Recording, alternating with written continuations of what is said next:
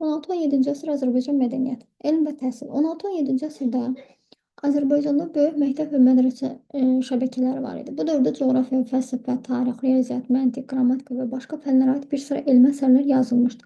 16-cı əsrdə Azərbaycan Türk dilinin Səfəvi imperiyasında dövlət dilinə çevrilməsi onun daha da inkişafına səbəb oldu. Səfəvi şahlarının müdrik siyasəti nəticəsində bu dövrdə fars dilində yazmaq ənənəsi tədricən özünü artıq Azərbaycan Türk dilinə verdi. Azərbaycan dilində şeirlər yazılması, şeirlər məclislərinin keçirilməsi geniş miqyas aldı. Bilirik ki, əvvəlki dövrlərdə fars dilində yazılırdı şairlərin əsərləri, amma artıq 16-cı əsrdə türk dilində yazılmağa, türk dilində divanlar yaradılmağa başlayır. 16-cı əsrdə Şah İsmayılın sarayında ədəbi məclis fəaliyyət göstərirdi. Belə məclislərdə dövrün böyük şairləri toplaşırdı. Şah 1-ci İsmayıl Xətai təxəllüsü ilə Azərbaycan dilində gözəl şeirlər yazmış, divan bağlamışdı. Azərbaycan poeziyasını ilk dəfə olaraq məhz o şeirlərin nikbin misralarla bitirmişdi, yəni sonunu pozitiv olaraq bitirmişdi. Şah İsmayıl Xətai Azərbaycanın ictimai siyasi tarixində müstəsna rol oynamış bir dövlət banisi olmuşdu. Yəni həm dövlət başçısı idi, dövlət yaradıcısı, həm də şair idi. Xətai şair hökmdar kimi öz sələfləri Qazi Bürhanəddin və Mirzə Cahanşah Həqiqinin poetik ənənələrini davam etdirmiş. Qısa ömrü ərzində nəinki bir möhtəşəm Azərbaycan dövlətini qurub genişləndirmiş, həm də Azərbaycan ədəbiyyatının ana dilində inkişafına müstəsna xidmətlər göstərmişdi. Tarixçi Həsən bəy Rumlu Şah 1-ci Təhmasibin sarayında xidmət etmişdi və o yürüşlərdə də iştirak etmişdi. 12 ciltlik Əs-Sənət Təvarix tarixlərin ən yaxşı əsərini yazmışdı. Əsərin dövrümüzə qədər gəlib çatmış hissələrində Azərbaycanda və ona qonşu olan ərazilərdə 15-16-cı əsrin ilk 10 illiklərində baş verən hadisələrdən danışılır. 12 ciltlik əsərdən bizə yalnız 12-ci cilt gəlib çatmışdı. Bu ciltlərdə 1-ci Təhmasiblə Şah 2-ci İsmayılın hakimiyyəti illəri təsvir olunur. Oruc bəy Bayat tanınmış Səfəvi diplomat idi. Bir çox Avropa dövlətlərində səfərdə olmuşdu. Bilir ki, diplomat xarici dövlətlərlə diplomatik əlaqələri qurmaq üçün iştirak edən şəxs idi. Səfəvi elçiliyin tərkibində İspaniyaya gəlmiş Oruc bəy Bayat burada qalır və öz səyahəti və Səfəvilər dövləti haqqında kitab yazır. Şah 1-ci İsmayıldan başlayaraq Səfəvi şahları elm və incəsənətə hamilə edirdi, yəni onu inkişaf etdirirdi. Onun sarayında ən yaxşı əl yazmalarının saxlanıldığı kitab evləri vardı. Xüsusilə Təbriz və Ərdəbildə olan şah kitabxanaları çox zəngin idi. Ədəbiyyat.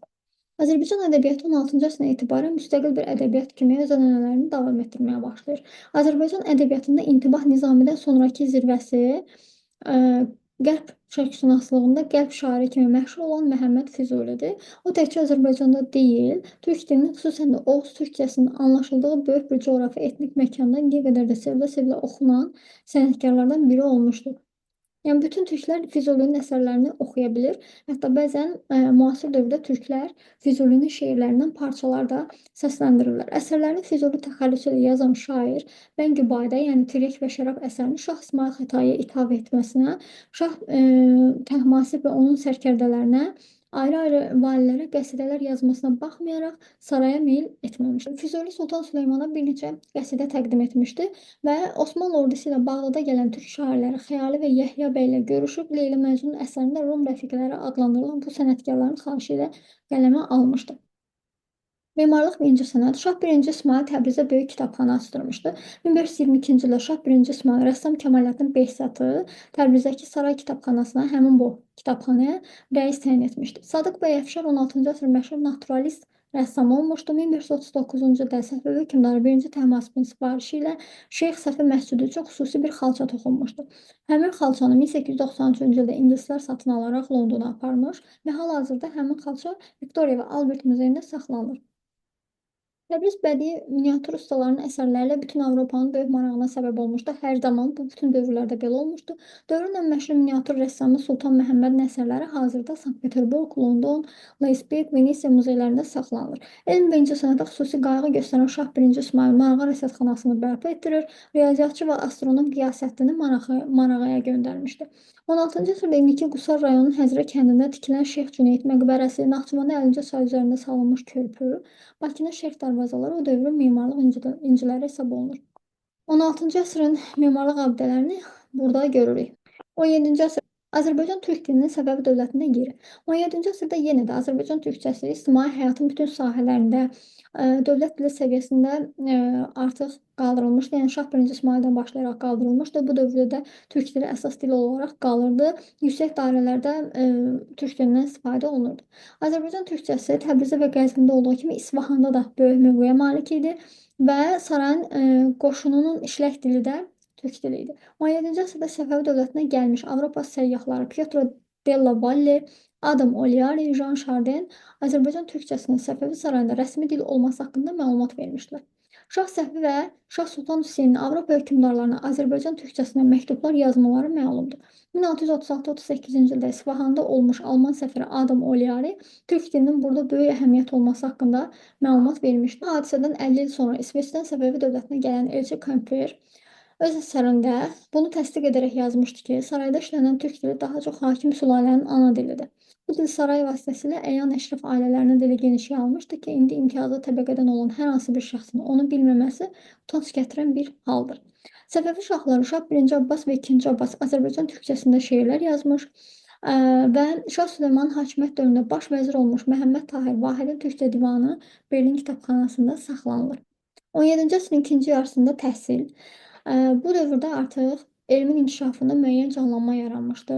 Təkcə Şamaxıda 40 məktəb, 7 mədrəsə, Təbrizdə 600 məktəb, 47 mədrəsə fəaliyyət göstərirdi. Şərq ölkələrində, o cümlədən Azərbaycanda Ali Ruhani mədrəsəsini bitirmiş müəllim müdərris adlanırdı. Azərbaycan bütün bölgələrində məscidlərin nəzdində ibtidai məktəblər, həmçinin yüksək təhsil verən mədrəsələr mövcud idi. Demək olar ki, hər bir iri yaşayış məntəqəsində bir şəhər mərkəzlərində isə bir neçə mədrəsə fəaliyyət göstərirdi. Uşaqlar ibtidai məktəblərdə oxumaq və yazmaq öyrənir, Quran əzbərləyirdilər. Mədrəsələrdə isə müsəlman hüquqlu klassik şərq ədəbiyyatı, fəlsəfə, astronomiya, tibb və digər elmlərin əsasları öyrədilirdi. Yəni ibtidai məktəblər ibtidaidir. Orada sadəcə oxumaq, yazmaq öyrənir, Quran əzbərləyirdilər. Mədrəsə isə universitet idi. Artıq burada daha geniş, yəni müsəlman hüququ, klassik şərq ədəbiyyatı, fəlsəfə, astronomiya, yəni dünyəvi elmlər də burada öyrədilirdi. Təhsilini başa vuran şagirdlərə şəhadətnamə verilirdi. Mədrəsələrdə dərs deyən müəllimlər arasında dövrün tanınmış alimləri də var idi. Bəzi müəllimlər o qədər şöhrət qazanmışdılar ki, onların yanına hətta uzaq yerlərdən də tələbələr gəlirdi. Bu dövrdə təhsil əsasən şəhər əhalisinin arasında yayılırdı. Kənd əhalisinin çoxsu savadsız idi. Kənd yerlərində təhsil işi ilə məscidin axundu və yaxud da mollası məşğul olurdu. Çünki oxuyub yazmağı bilən elə hər bir kəndin axundu, yəni məsciddə olan axund və molla bilirdi. Elm. Bu dövrdə dünyəvi elmlər də inkişaf edirdi. Astronomiya və riyaziyyata, fəlsəfəyə dair əsərlər yazan Mirzə Məhəmməd Şirvani idi ki, o Azərbaycan elminə bir sıra töhfələr vermişdi. Digər bir elm xadimi Yusif Qarabağının əsərləri dövr üçün mühüm bilik mənbəyi hesab olunur. Yusif Qarabağ filosof idi, yəni fəlsəfə ilə məşğul idi. Mərkəzi Asiyaya köçüb Səmərqənd və Buxarada yaşamışdı. O fəlsəfə və hüquq məsələlərinə həsr olunmuş bir sıra əsərlərin müəllifi idi. Bu əsərlərdən uzun müddət Mərkəzi Asiyanın mədrəsələrində tədris vəsaiti kimi istifadə olunmuşdu. Yəni universitetlərdə onun vəsaitlərindən istifadə olunurdu. Onun əsərlərində astronomiyaya dair maraqlı məlumatlar verilmişdi. 16-17-ci əsrlərdə Azərbaycan tarixinin öyrənilməsi sahəsində bir çox işlər görülmüş, qiymətli əsərlər yazılmışdı. Dövrün tarixçilərindən biri İskəndər bəy Münşi olmuşdu. O Şah 1-ci Abbasın sarayında əvvəlcə dəftərxana katib, yəni Münşi vəzifəsində çalışır. Tarixi Aləm Arayi Abbas, yəni dünyanı bəzəyən Abbasın tarixi əsərini yazır. İskəndər bəy Münşi Şah 1-ci Abbasın hərbi yürüşlərində, ovlarında, sarayda qəbullarında iştirak eləyir və əsərdə Səfəvi dövlətinin siyasi tarixini yığcam şəkildə qələmə almış. Şah 1-ci Abbasın dövrünə isə geniş yer verilmişdi. Şah 2-ci Abbasın baş tarixçisi təyin edilmiş, sonra isə baş vəzir vəzifəsinə qədər yüksəlmiş Məhəmməd Tahir Vahidin Tarixi Vahid əsəri bu gün də həmin dövrə aid xüsusi məlumatları özündə əks etdirir. Məşhur alim Məhəmməd Hüseyn Təbrizi Osmanlı işğallarından sonra vətəni tərk edib Hindistana getmiş, orada məşhur lüğətini tərtib etmişdi. Bu lüğət İranda, Hindistanda və digər İslam ölkələrində dəfələrlə çap olunmuşdu. Artıq bu dövrdə əlyazma kitablarının üzünün köçürülməsi, cildlənməsi çoxalmışdı. Elmin müxtəlif sahələrinə aid əlyazmaların çoxu qonşu ölkələrdən, yaxın şərqin böyük şəhərlərindəki elm mərkəzlərindən gətirilirdi. Təbriz, Ərdəbildə böyük kitabxanalar mövcud idi. 17-ci əsr Azərbaycan ədəbiyyat nümayəndələrindən biri Sahib Təbrizi idi. Şah 1-ci Osmanlı hakimiyyət dövründə Sahib Təbrizi İsfahana köçür, Əfqanistana, Ərəb ölkələrinə, Kiçik Asiyaya səyahət edir. Sahib Təbrizi bir müddət Hindistanda yaşayır, Amma Şah II Abbas tərəfindən Səfəvi sarayına dəvət olunduğu üçün Məlik-ü-Şüara adını alır. Qayıdır gəlir və Məlik-ü-Şüara adını alır. İnsan və təbiət gözəlliklərinə vurğunluq, məhəbbət, zəmanədən şikayət onun əsərlərinin başlıca mövzuları idi. Şah II Abbasın vaxtında kitab işinə xüsusi diqqət yetirilirdi. Hətta onun tapşırığı ilə kitab çapı üçün Avropadan mətbəə avadanlığa gətirilməsinə təşəbbüs göstərilir. Amma kifayət qədər vəsait ayrılmaması, Şah II Abbasın ölümü, ondan sonra hakimiyyətə gələn oğlu Şah Süleymanın isə bu işə biganə qalması həmin təşəbbüsü yarımçıq qoyur. Yəni kitab çapı mümkün olmur. Xalq yaradıcılığı və ədəbiyyat. 16-17-ci əsrlər Azərbaycan ədəbiyyatını həm də orta əsr məhəbbət və qəhrəmanlıq dastanlarının formalaşması dövrü kimi tanınır. Artıq bu dövrdə Aşıq Qərib, Abbas və Gülgəz, Əsli və Kərəm kimi mükəmməl məhəbbət dastanları Kitab Dədə Qorqudun layiqli varisi olan Koroğlu qəhrəmanlıq eposu formalaşır və xalq sənətkarlarının repertuarlarına daxil olur. 16-17-ci əsr aşıq sənətinin yüksəliş dövrü idi. Biz aşıq sənətini 15-ci əsrdə demişdik ki, artıq yaranır. Xalq poeziyasının görkəmli nümayəndələri olan Qurbani, Aşıq Abbas Tufarqanlı, Xəstə Qasım, Sarı Aşıq daha çox tanınırdı. Onlar ifa etdikləri şeirləri özləri yazırdılar. Abbas və Gülgəz dastanı Aşıq Abbas Tufarqanlının lirik şeirlər əsasında formalaşmışdı. Bu aşığın məhəbbət məzmunlu qoşmaları xüsusilə qiymətlidir. Sarı Aşıq da gözəl bayatılar müəllifi olmuşdu. Tətbiqi sənət və memarlıq.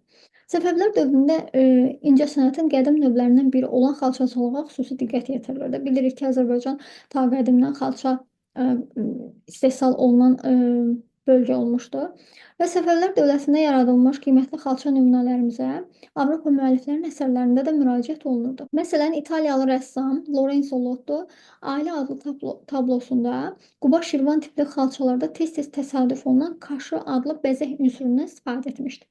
Bundan başqa bir sıra Avropa rəssamlarının əsərlərində Quba, Şirvan, Mərəzə, Qobustan, Talış, Muğan və Borçalı bölgələrinə aid olan xalça nümunələrindən istifadə edilirdi.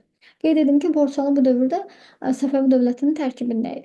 16-17-ci əsrlərdə saray emalatxanalarında ali və zərli adlanan parçalar toxunulurdu. Bu parçalar qızıl və gümüş saplarla toxunduğu üçün dünya bazarlarında baha satılırdı və qızıla bərabər tutulurdu.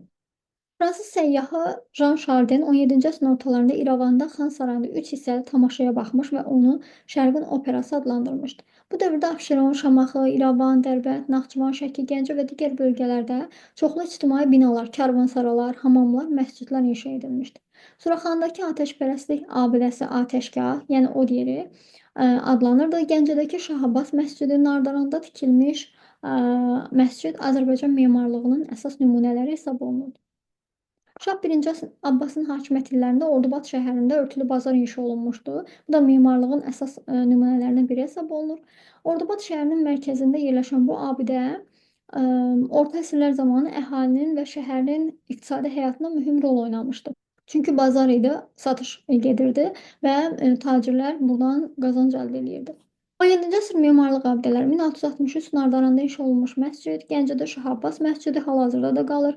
Suraxanda Hind atəşpərəstlərinin tikdirdiyi məbəd hal-hazırda qalır. Təbrizdə Şibli Kərvansarası və 1663-cü ildə Sərkər Əbdüləzimin rəhbərliyi ilə Şamaxının Kələxana kəndində tikilmiş məqbərə, yəni Kələxana məqbərəsi.